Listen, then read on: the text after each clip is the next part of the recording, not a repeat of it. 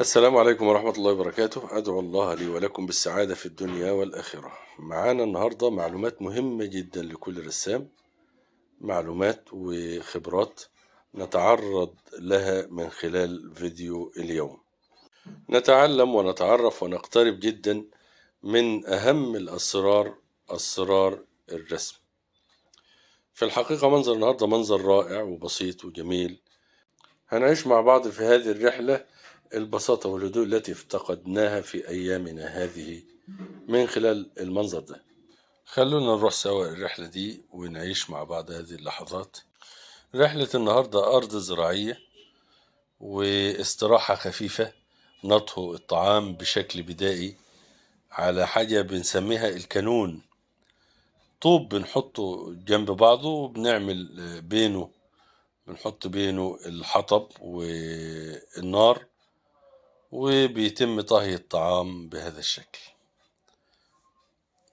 احنا الآن بنقسم الطوب هكذا زي ما احنا شايفين،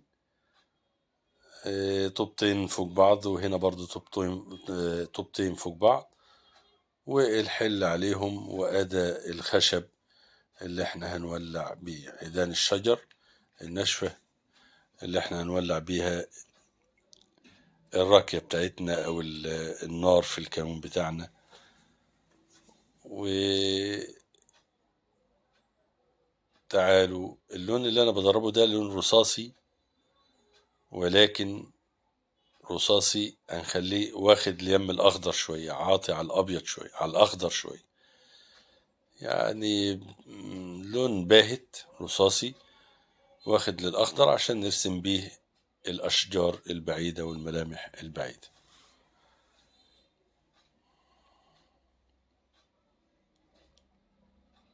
بنهدي اللون شوية باللون الأبيض لكي يكون ضبابي إلى حد ما.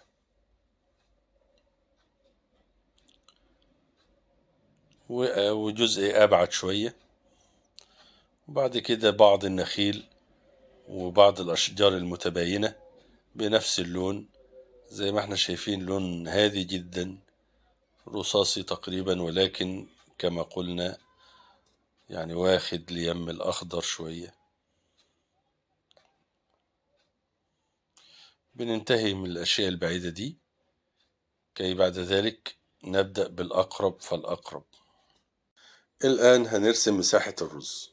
طبعا مساحة الرز بندي اللون الفاتح المضيء، مسطح الرز طبعا كلنا عارفين الرز، وده نبات الرز هنرسمه مع بعض. بندي المسطح علشان بعد كده ندي المجسم اللي هو اليم هنا القريب مننا من يمنا هنا.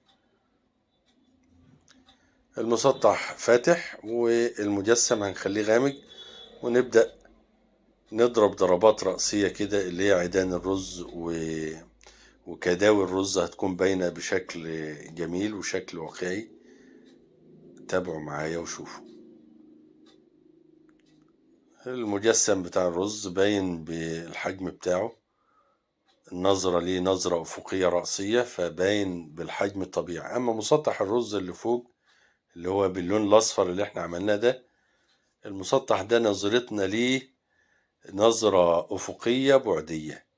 النظرة الأفقية باين عريض زي ما احنا شايفين، ولكن البعدية بتكون مساحة وهمية، بتكون بتبدو صغيرة زي ما احنا شايفين كده. الآن بنحاول نعمل المجسم بتاع الرز، وبنحاول نأسس للكداوي بتاعتنا والعيدان اهو، وهنجيب لون غامق زيتي غامق الآن إن شاء الله، ونبدأ ندي فواصل بين كداوي الرز وبعضها. اللون الغامق ده هيديك الأعماق اللي بين عيدان الرز وكداوي الرز. ده دمج مبدئي، وهنبدأ ندي الملامح بدقة شوية. ده اللون الغامق اهو اللي بتعمل فواصل بين الكداوي وبعضها، وبعد كده بندمجها هكذا واحنا طالعين لفوق، وزي ما ادينا الظل هندي الأضواء لهذه الكداوة، ولكن بفرشة رفيعة زي ما هنشوف مع بعض إن شاء الله. ولكن بعد ما نرسم شوية البوص في على الشمال كده، أنا بدرب شوف اللون ده لون رصاصي، الخضار بتاعه يعني خليته رصاصي شوية أهو، هديته شوية خضار مختلف. ده هيكون بوص أو جصب أو ذرة ضراوية، هي كلها نباتات متشابهة، مش عارف ده إيه بالظبط الحقيقة، ولكن اعتبره قصب مثلا أو بوص. واللون بتاعه شوف اللون مختلف ازاي، طبعا نباتات كتيرة كلها باللون الأخضر، ولكن درجات كتيرة جدا باللون الأخضر. شوف وتابع ازاي بنحط الألوان، لأن مهمة جدا الدرجات دي باللون الأبيض، وبندي رتوش كده كأنها الخلفية، خلفية السماء والنباتات البعيدة باينة من بين عيدان القصب ده، أو من بين عيدان البوص اللي احنا بنرسمه ده. وطبعا الأوراق شوف درجة اللون الرصاصي يعني، وبنطعمها إن طعمناها بأخضر خفيف كده وهنرجع نحط عليها بالرصاصي تاني. أدا باللون الرصاصي أهو، بس رصاصي فيه الأخضر شوية، وبندي الأوراق. مهمة جدا درجات الألوان دي علشان تديك الواقعية ومصداقية العنصر اللي انت شغال فيه. مش أي أخضر بنستخدمه في النباتات، ولكن اللون المناسب لكل نبتة. شفت نبات الرز بدأنا نديله باللون الأخضر الكناري الفاتح، ما فيهوش الرصاصية زي اللون التاني، قللنا فيه الأحمر وزودنا فيه الأصفر، فاداك الأخضر الدرجة اللي احنا شغالين بيها دي.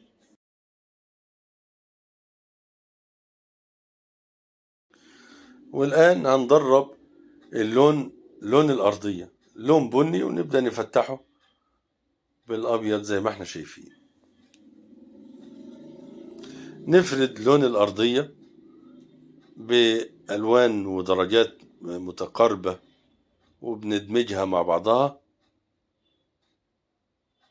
لكي بعد ذلك يعني نبدأ نظهر الشقوق اللي في الأرض، نظهر الشقوق اللي في الأرض، وبعد ذلك نضع النباتات العشوائية اللي على الأرض دي، ونضع التفاصيل.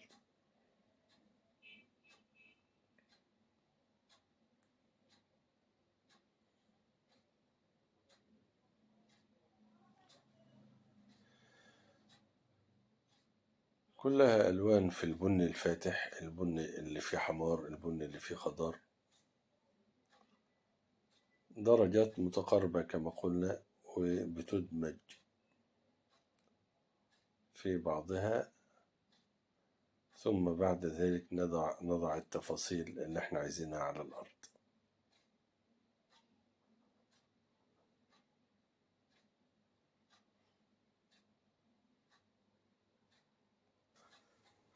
في الجزئية دي هنعمل شوية قش مرتفعين شوية،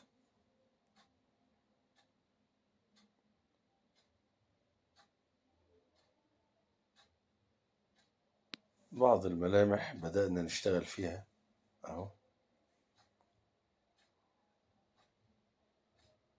هتبان الجزئية دي لما نعمل النباتات المحيطة. وده اللون الأسمر بنجهزه أهو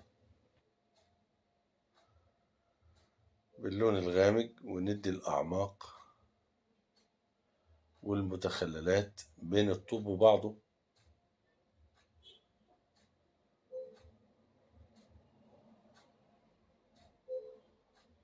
وحتى اللون الأسمر اللي بيكون على الحلة مطرح الدخان بالمرة، والفرشة فيها اللون الغامق يعني.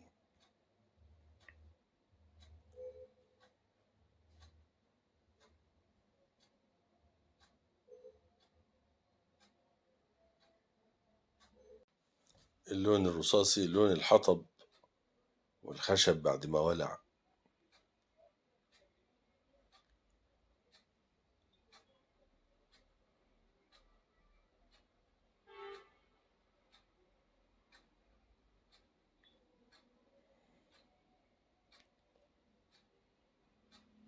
طبعا تابعوا معايا، واحنا بنحط الالوان اللي هي الوان النار.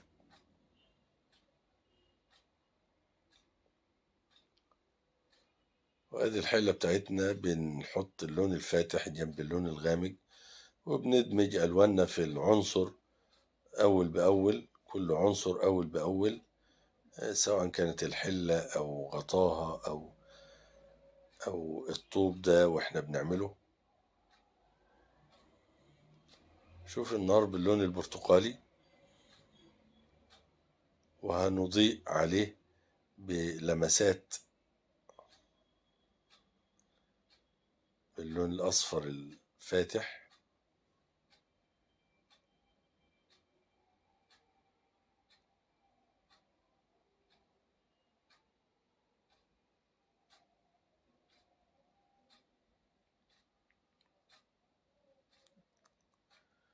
بدأنا نعمل الطوب جزء بجزء.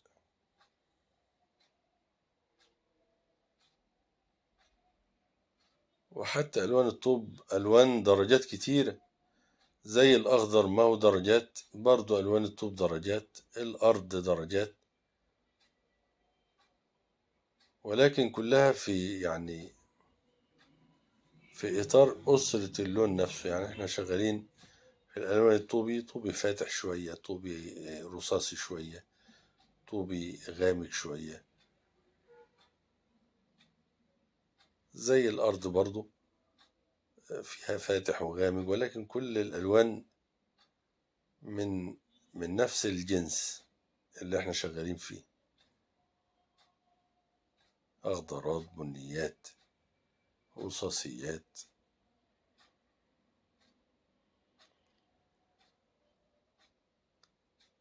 والخربشة اللي بتكون في الطوب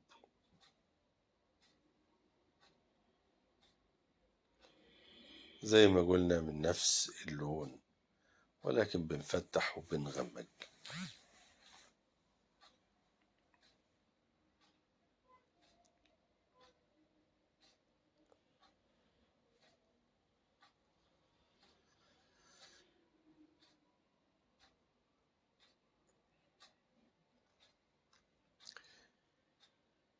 الحلة دي طبعا لسه فيها شغل، وكل جزئية بنشتغل فيها شوية. شفت الحتة اللي أنا عملتها الغامقة دي؟ ظل الحلة، وهيبان أكتر لما أدي الإضاءة جنب الحلة كده. تابعوا وشوفوا وراقبوا وضع هذه الألوان.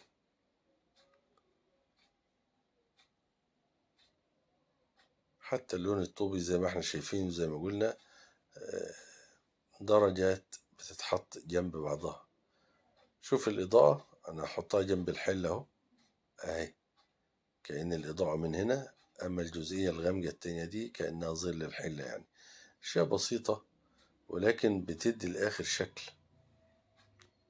وده جنب الجالب من الشمال كده، نظرتنا ليه نظرة بعدية، رأسية بعدية، فالنظرة البعدية بتظهر غير حقيقية، بتكون صغيرة. وحتى الخروم اللي في الطوبة اللي تحت دي،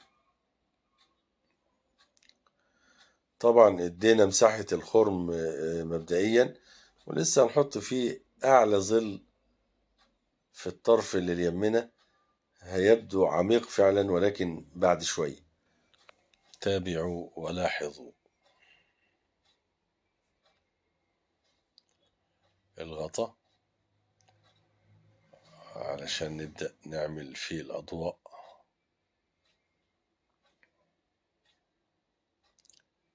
حرف، وهنا غاطس شوية، وحتى الإيد بتاعت الغطا.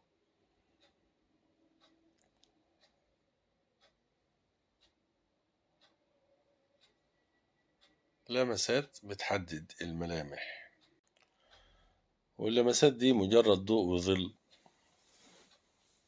فتظهر معنا الملامح، ملامح الحلة. بنعمل الدخان اهو، الدخانة اللي طالعة من الحلة بتاعتنا. يا ترى الحلة دي فيها ايه؟ ما احناش عارفين.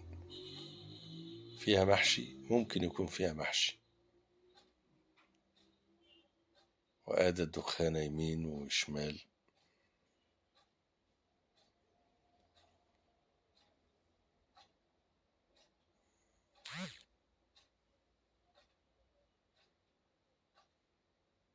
وبعد ما بندي الدخانة بندي بعض الأضواء، برضه نفس الكلام حتى في الدخانة، أضواء وظلال، ولكن أضواء وظلال مناسبة لكل عنصر احنا شغالين فيه.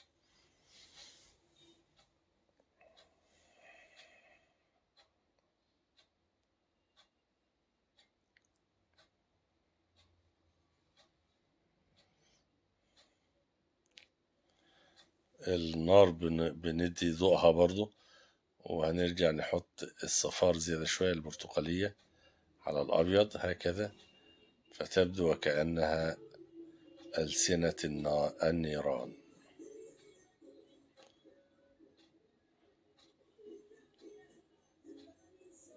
وهذا إيه العمق اللي احنا اتكلمنا عليه، ظهر بمجرد ما ادينا اللون الغامق، ظهر معانا العمق. والدخانة وعاملة الهباب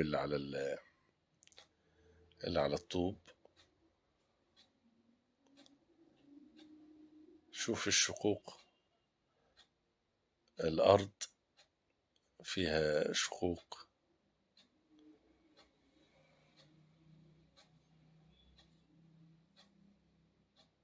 بندي الخطوط بنحدد بيها الشقوق مبدئيا، وبعد كده بندي في العمق لون أغمق شوية، مع الإضاءة اللي هنحطها على كل بلاطة شكلتها هذه الشقوق.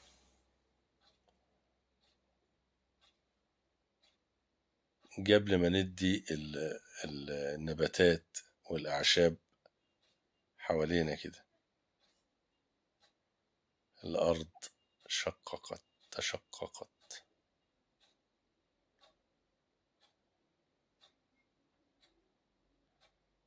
أضواء وظلال.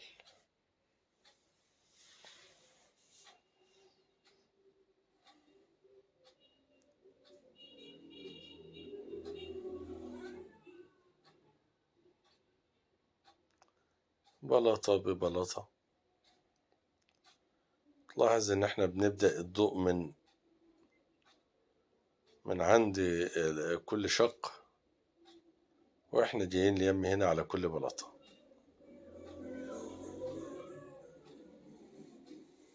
بانت الأرض إزاي.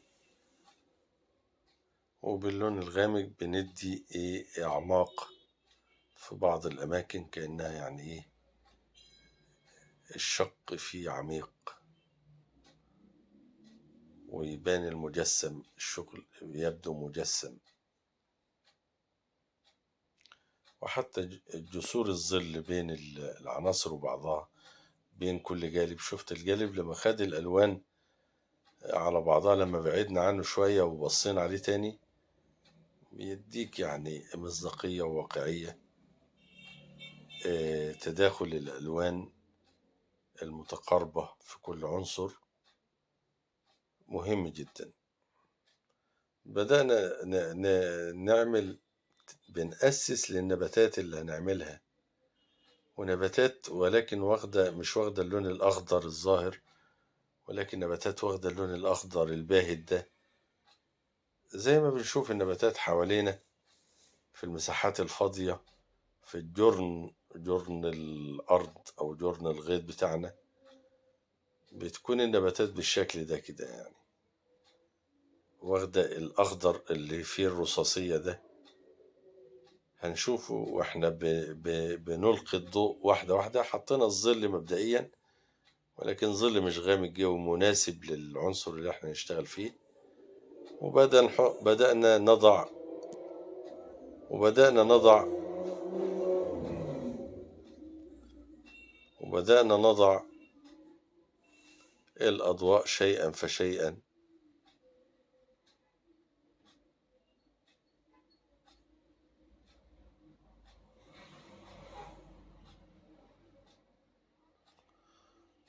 بنزود الأخضر، يعني بنشممها أخضر في بعض الأماكن كده، لسه هنضرب عليه بالرصاصية تاني. زي ما قلنا كل عنصر بناخد فيه كذا درجة من لونه، يعني في حتة اللون زاهي فيها شوية وحتت لأ، فده بيديك واقعية وبيديك جمال في العنصر اللي انت شغال فيه. مش لون واحد، دي ألوان، زي ما حطينا في الطوب، زي ما حطينا في الحلة ألوان كتير، زي ما حطينا في النار ألوان كتير، ولكن من جنس لون العنصر اللي احنا شغالين فيه تبدو هكذا النباتات بالشكل اللي احنا شايفينه ده.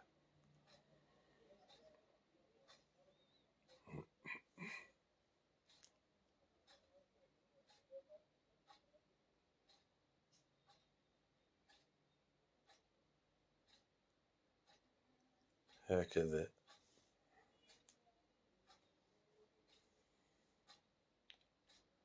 من غير ما نحدث تباين واضح. سهل ان انا احط ابيض وافتح اللون جدا مرة واحدة واضرب الضربات بتاعتي، ولكن الدرجات اللونية دي بتدي جودة عالية جدا في الشغل.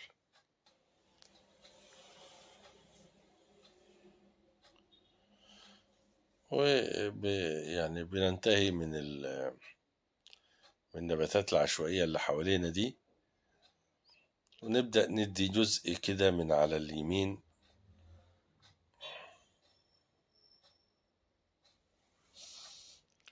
أيوة، الجزء اللي على اليمين ده كأن جزء من شجرة باين.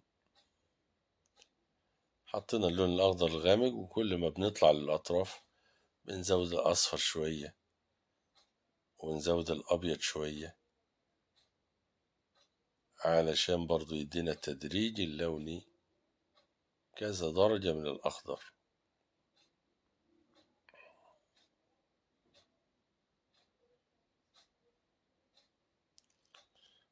أكثر من درجة، ولكن محافظين على كل غصن على حدة، كل غصن واخد الأطراف العليا باللون الفاتح، ومحافظين على ظله من تحت وأيضا من العمق. وهنا بنزود التباين بتاع كداوي الرز اللي ورا دي، بنزودها بضربات يعني تعتبر شبه نهائية. بننتقل من عنصر للتاني بأضواءنا وظلالنا واختلاف الدرجات اللونية في كل عنصر، وإحنا ماشيين واحدة واحدة لحد ما تكتمل ألواننا وتكتمل اللوحة بتاعتنا بهذا الشكل وبهذا الأسلوب. في الآخر بتشوف اللوحة، ترى اللوحة فيها ألوان كتيرة جدا وملامح كتيرة جدا وضربات كتيرة جدا. إن الشكل النهائي للوحة قد تنبهر به، ولكن حصلنا على هذه الملامح بهذا الأسلوب. كل عنصر بنضرب فيه بضربات درجات مختلفة من نفس لونه. بنكرر الكلام، الأخضرات بدرجات الأخضرات، والطوب مثلا بدرجات الطوبي، والأرض نفس الكلام بدرجاتها، وهكذا. وفي نهاية رحلتنا النهاردة يعني أدعو الله إن احنا نكون استفدنا واستمتعنا. وفي الختام بفكركم بالإعجاب دعما لنا كي ينتشر الخير على أيديكم. وحتى نلتقي وأجواء جديدة وملامح جديدة ومنظر جديد ورحلة جديدة. لكم مني أطيب المنى وأسمى الدعوات، والسلام عليكم ورحمة الله وبركاته.